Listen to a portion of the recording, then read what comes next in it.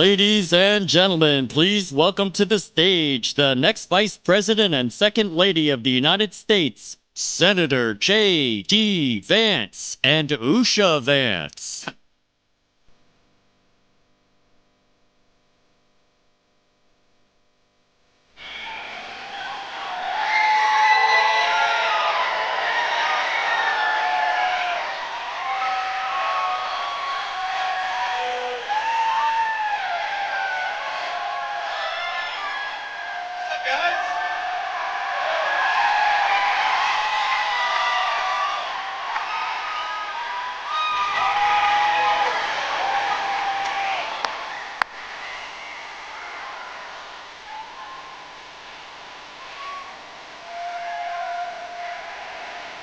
Well, hello, New Hampshire.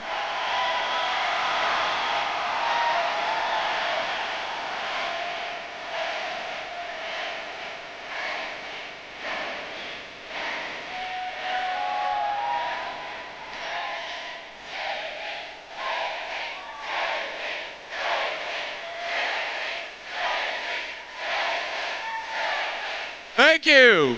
Thank you all. I gotta say, it is good to be in the great state of New Hampshire.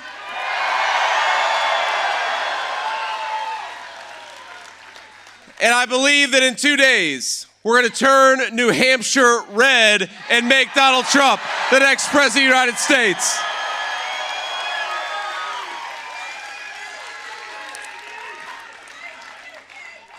Now, I gotta be honest.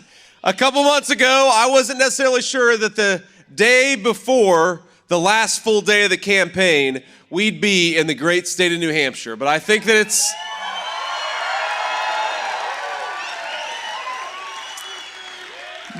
suggests that what we're doing is expanding the map. We're bringing new voters into this coalition, and for the folks in New Hampshire who want to live free, we are the only ticket in town. Donald J. Trump is the only president for you.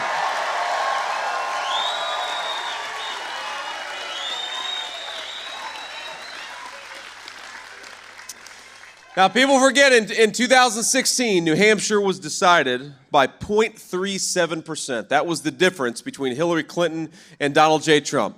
And I think what's different this time around is that we have seen for the last 4 years the incredible failures of Kamala Harris's governance and the way that it has affected people in this great state as much as anybody else in the union.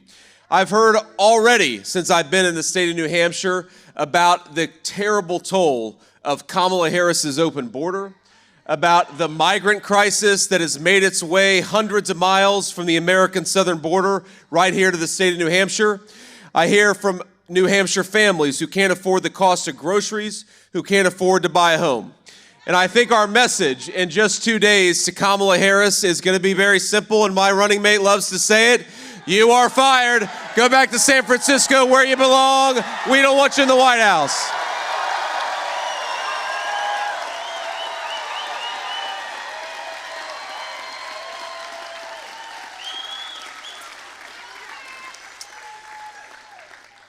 Now, here's the thing. I will say, a couple days ago, I was in Las Vegas, Nevada, and we had a great event there in Las Vegas. One of the guys who worked for me won like $8,000 at the slot machine. I was like, you need to donate that to the campaign because we got to win, my man. But I saw Governor Tim Walz on the tarmac because we both... I know.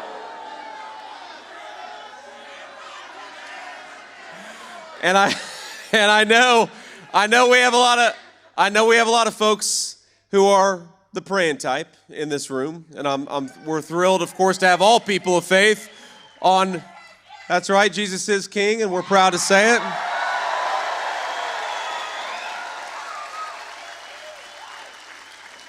But if you are the praying type, and if you're not, that's okay. But if you are the praying type like me, please say a prayer for Governor Tim Walz, because I think he needs it.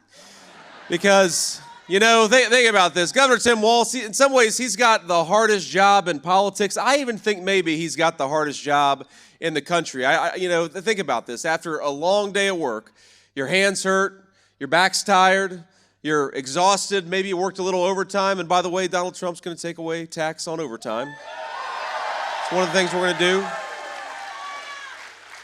But think about this. You're having a tough day at work. Just remember that nobody except for Tim Walz has to go out there and try to convince the American people that Kamala Harris can be the president of the United States. You may have a tough job, but that is the toughest job, certainly in American politics, and I think, again, maybe the toughest job in the United States. Think about what Kamala Harris has done. Think about what Tim Walz has to go out there and do. He's got to try to persuade people in this state, people all over the United States of America, that somehow Kamala Harris is going to fix what Kamala Harris already broke. That all these slogans that she issues when she's standing behind a teleprompter, that somehow Kamala Harris is going to do something in the next 4 years that she hasn't already done over her current 4 years in office. And that's tough work. The record of Kamala Harris is that New Hampshire families can't afford groceries, can't afford rent, can't afford to buy a house. The record of Kamala Harris is that the American southern border is wide open. The record of Kamala Harris is that this state has seen a massive flood of illegal migrant activity and certainly a massive increase in fentanyl and terrible overdose deaths that come along with it. The record of Kamala Harris is that the world is on fire and in a state of chaos. And Kamala Harris has the audacity to go around and pretend that she is going to be the candidate of change, even though that she is the sitting vice president of the United States. And, you know, I've never seen a politician that shameless who can stand before the American people and say, on day one, we're going to fix the affordability crisis, or on day one, we're going to secure that southern border. She got religion about border security about 3 months ago, just around the time that she became the Democrat nominee for president. I think any of us who are listening to Kamala Harris promise to do a lot on day one are thinking to ourselves, Kamala, day one was 1,400 days ago. What the hell have you been doing the whole time? Stop talking about doing your job and go and do it.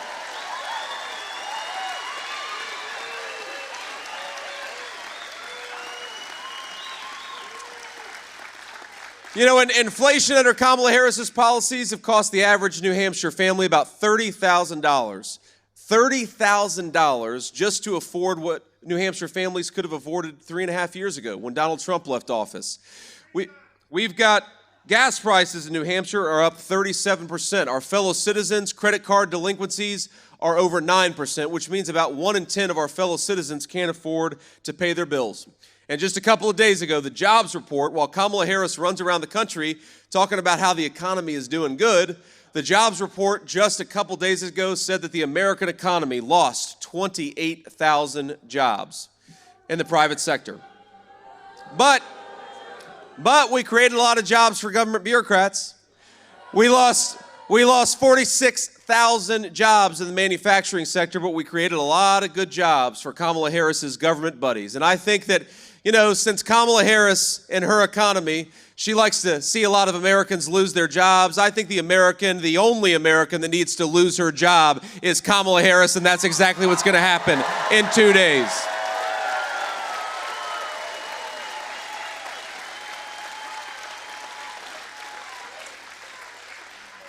And it's, you know, it's unfortunately, and it's hard to even believe this is true, but it's not just fentanyl that's being trafficked across the southern border. As you all know, it's fentanyl that's being trafficked across the northern border too. The amount of fentanyl coming in across our northern border has more than doubled under the leadership of Kamala Harris. And a lot of you know my story. You know that it's frankly a miracle that I'm standing up here asking to be your next vice president of the United States. I grew up in a poor family. It's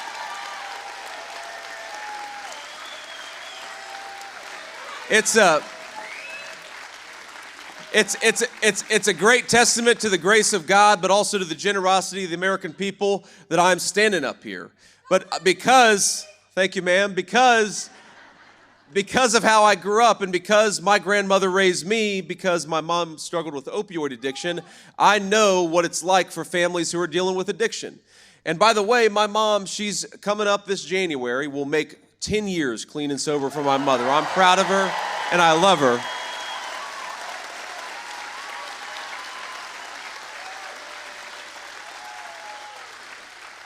But you know, the reason why we got that second chance with my mom, I really believe, is because, thankfully, when she finally got clean 10 years ago, the poison that's coming across our border today, thank God, was not coming across the border 15 years ago, wasn't coming across the border 10 years ago. Because I know when you look at the number of our citizens who are dying of overdose deaths, think of all the second chances that have been taken away from American families. Think about all the people, and it breaks my heart, who have been deprived of the second chance that we got with my mother. And I think that if we want to give more of our fellow citizens second chances, and we do, we have got to do the job that Kamala Harris refuses. We got to close down that border and go to war against the drug cartels.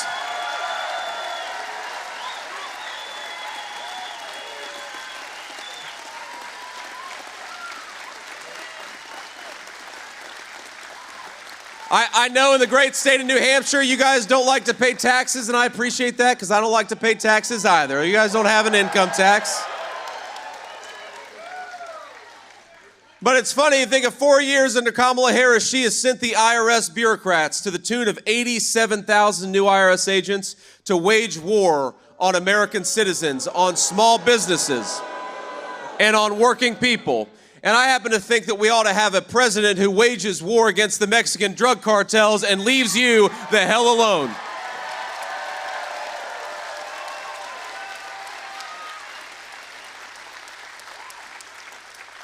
The scale of Kamala Harris's border crisis is difficult to fathom, and it's one of the main drivers, by the way, of the increase in the cost of housing. You're going to have skyrocketing housing costs when you have American homes go not to American citizens, but thanks to Kamala Harris, to people who don't even have the legal right to be here. She's rolling out the red carpet for them, ladies and gentlemen. New Hampshire schools overcrowded with children who don't even speak English, which deprives our kids of a good education. New Hampshire hospitals overwhelmed. Emergency room wait times have skyrocketed because we've got people in this state who do not have the legal right to be here. And I believe that we are compassionate people, and we are always going to be a compassionate country. But the compassion of the American president belongs with the American people who have the right to be here, not with folks who came here illegally.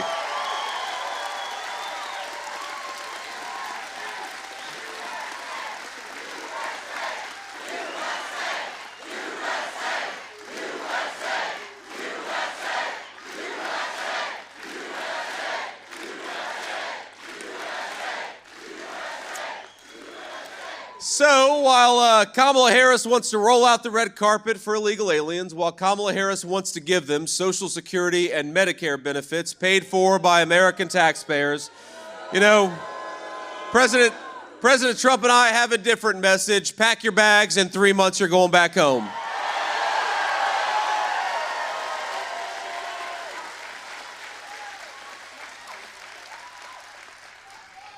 You know, the one thing I'll say about Kamala Harris, and I feel bad, I've just criticized Kamala Harris for about 15 minutes, and I should be a little more bipartisan. Come on.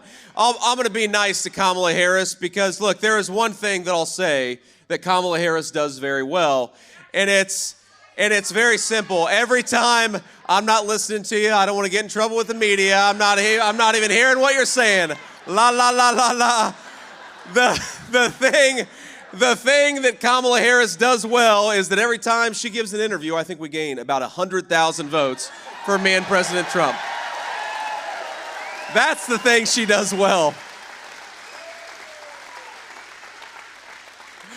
Y'all are going to get me in trouble. I come to New Hampshire, you guys are going to get me in trouble. I'm having too much fun. But think about this.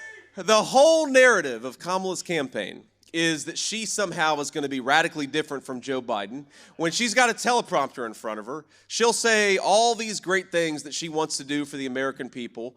And then you realize, well, if she wants to do these great things, why doesn't she just go ahead and do them? She's the sitting vice president.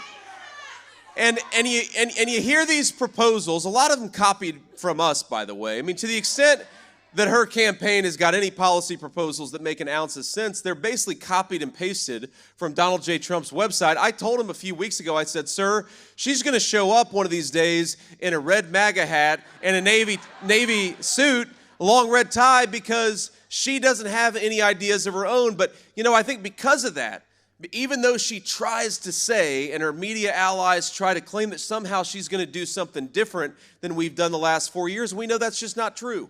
And you know how we know it's not true? Because Kamala Harris herself occasionally will answer questions without the help of a teleprompter. And so let me tell you this. She did an interview with The View a couple weeks ago. Did you all see this interview? Well, okay, here's the thing. You're never going to hear me complain about this job. It is the honor of a lifetime to be able to run and be your vice presidential nominee and hopefully your next vice president. So,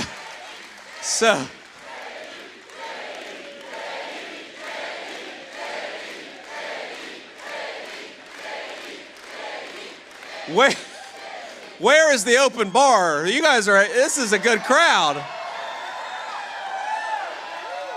But, so you will never hear me complain about running for vice president save this one time, because here's the sacrifice that I do for all of you. I watch Kamala Harris on The View so that you don't have to. And I don't want that to change. For the next 2 days, I need you as sharp as possible, and you watch that interview, and I'm telling you, you're going to lose about 20 IQ points. So if you want to watch it, wait until the election's over, because we got to make sure you're doing everything we can to turn out the vote and get people to the polls. But here's the thing. So she gives this interview, and they ask her, what would you have done differently over the last 4 years? And she says, nothing comes to mind.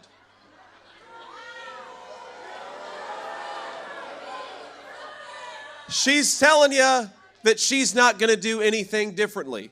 All the policies that raise the price of groceries, the trillions of dollars of new spending where Kamala Harris actually cast the tie-breaking vote, the wide open southern border, the chaos all over the world, Kamala Harris is telling you that she's going to do things exactly the same over the next 4 years as she has over the last 4 years. And I happen to think the state of New Hampshire and the people of our country, we need change. We need common sense. We need Donald J. Trump back in the White House, not more of the same broken policies.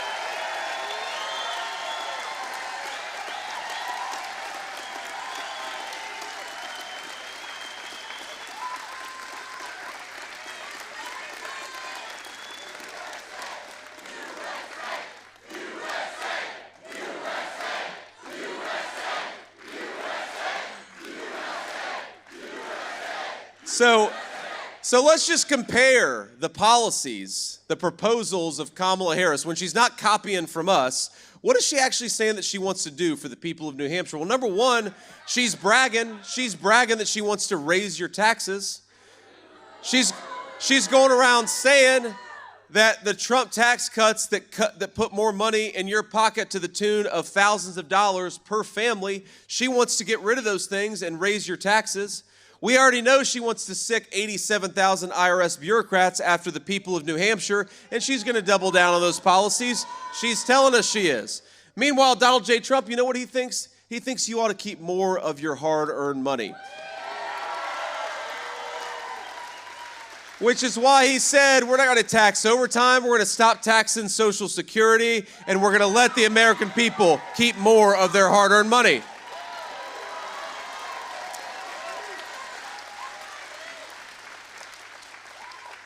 You know, I grew up in a place that's cold, not as cold as New Hampshire. I'll tell you, I got off the plane today and I looked at my wife. By the way, isn't my wife beautiful? Thank you, honey, for campaigning with me.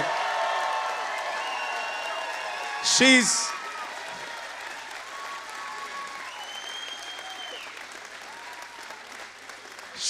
my best friend, and it's great to go around the country and get to do this with your best friend by your side. But I get off the plane and I say, honey, it is cold out here. And then we're driving, and like 5 minutes after we get in the car, as we're driving here, I see like a 3-year-old in t-shirts and shorts. And I'm like, the people in New Hampshire are tougher than I am. But You know, because I grew up in a family where we often struggled with money, and because I grew up in a place that does often get very cold in the winter, there were times when my mamaw, the woman who raised me, would sometimes say, look, we don't have the money to turn on the heat tonight. We're going to throw a few extra blankets on the bed, and that's how we dealt with a cold winter night. Now, Donald J. Trump and I believe that in this country, we are bountiful and prosperous enough where every American family, so long as they work hard and play by the rules, they ought to be able to turn their heat on in the middle of a cold winter night. And that's why one of the most important comparisons between Donald Trump and Kamala Harris is Kamala Harris wants to buy oil and gas from tin pot dictators all over the world. Donald J. Trump and I want to drill, baby, drill. We got plenty of it right here. Let's get it out of the ground with our own people.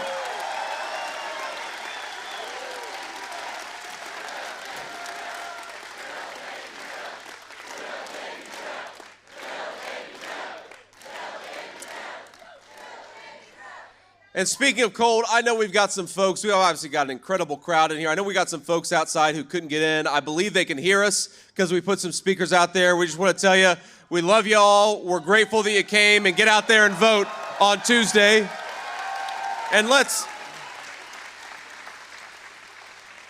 just talk about the stakes.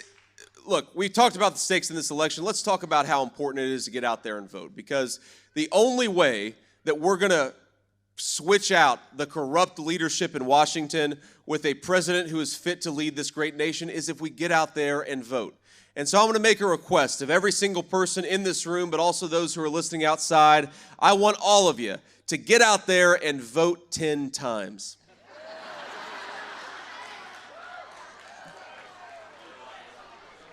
This guy up here, he's like, this is not a Kamala Harris event. We only vote once here. We do it the legal way. Here is how. We're going to vote 10 times the legal way. I want you to get yourself to the polls on Tuesday, and I want you to take 9 of your friends and family with you. That's how we vote 10 times.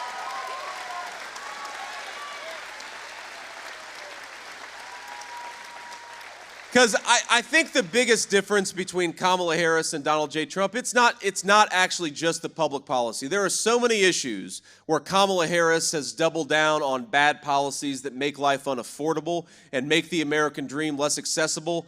But with all those policy disagreements, I actually think the biggest difference between Kamala Harris and Donald J. Trump is that Kamala Harris, instead of trying to persuade all of you, instead of trying to claim that she's the right candidate, she's spending these last few days on the campaign trail, her and all of her buddies at the leadership levels of the Democratic Party, and they're basically attacking their fellow citizens. We saw this when Joe Biden, Kamala Harris's boss, called half of America garbage for thinking that Joe Biden, Kamala Harris did a bad job.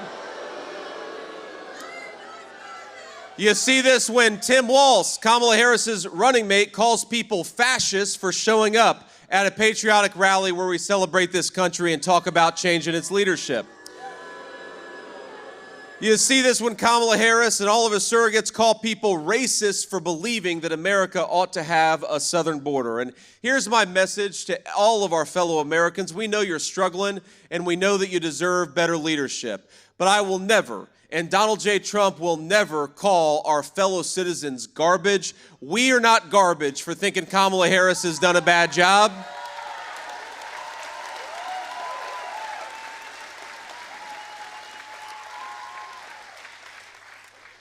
But while we're not garbage for thinking that Kamala Harris has done a bad job, I think in a couple days the voters in New Hampshire are going to take out the trash in Washington, D.C., and that person's name is Kamala Harris.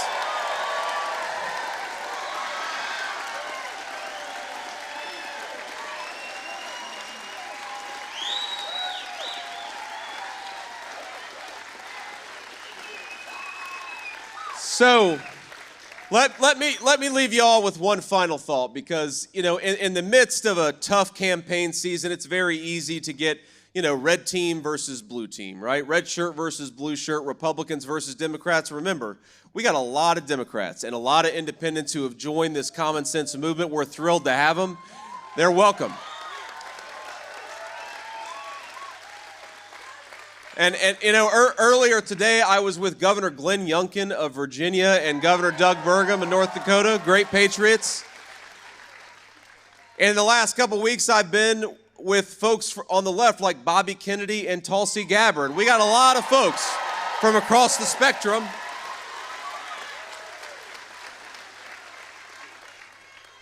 But what we're really after is not just beating Kamala Harris. As fun as it's going to be to beat Kamala Harris, trust me, I'm going to enjoy it more than any person in this room.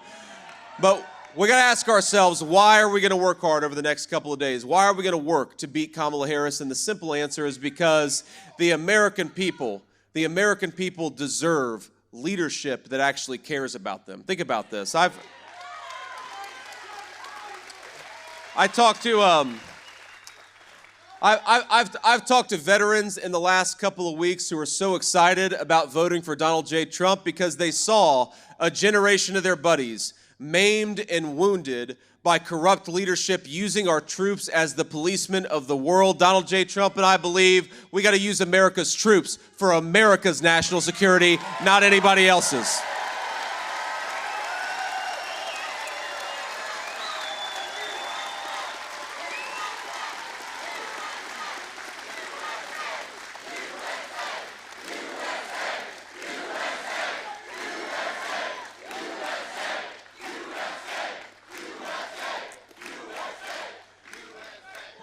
And you know, especially to the Democrats out there, but to the independents, remember how insulting the national Democrat leadership has been to the state of New Hampshire.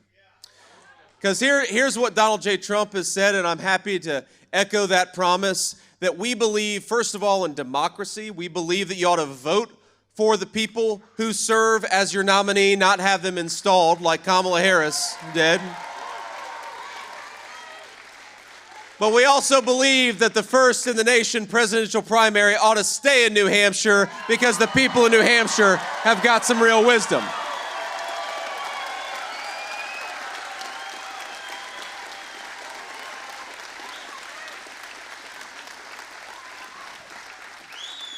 But my friends, again, my last thought here is that our citizens deserve so much better than what they've gotten from Kamala Harris over the last 3.5 years. You know, I met a woman not too long ago who told me, she was a retiree, told me that for 40 years, she and her husband had done steak night every Friday. That was their special little ritual. But last year, they stopped doing steak night because Kamala Harris, her policies had made grocery prices so unaffordable that they couldn't afford to do steak night.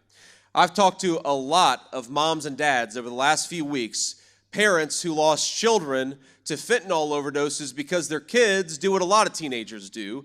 They took something under peer pressure at a party, and instead of, in past years, a teenager making a mistake would wake up with a headache or with a lecture from their parents, they're paying for that mistake with their lives because of what Kamala Harris has led into this country. I've talked to people who love this country, who serve this country, but want their service to be respected and rewarded and not insulted by people like Kamala Harris. I've talked